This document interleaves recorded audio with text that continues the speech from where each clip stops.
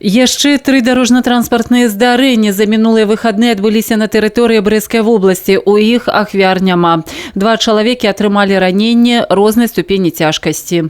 Минувшую субботу, приблизительно в 21:25, 48-летний житель города Барановичи управлял автомобилем Renault Megane и двигался в деревню Барчи Барановичского района на улице Звездной, не справившись с управлением, съехал с проезжей части и совершил столкновение с опорой линии электропередач. В результате ДТП водитель получил телесные повреждения, с которыми был госпитализирован в Барановичскую городскую больницу.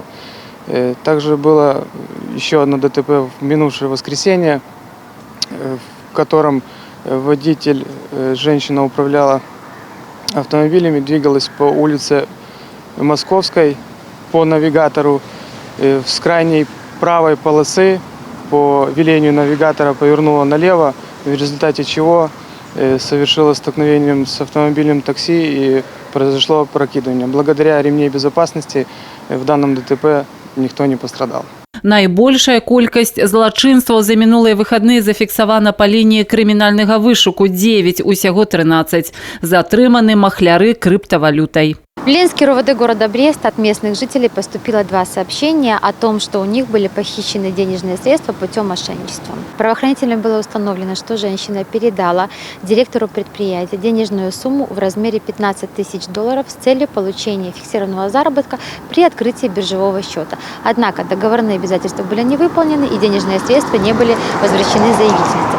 Второе заявление поступило тоже от жителя города Бреста, который сообщил, что передал финансовому директору того же предприятия денежную сумму в размере $75 000 США с целью приобретения криптовалюты. То есть предприятие должно было купить ему криптовалюту и перевести на его электронный кошелек.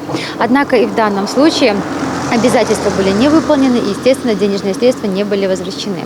Таким образом, имея умысел на хищение денежных средств, злоумышленники причинили материальный ущерб 6 жителям города Бреста на сумму свыше 220 000 белорусских рублей.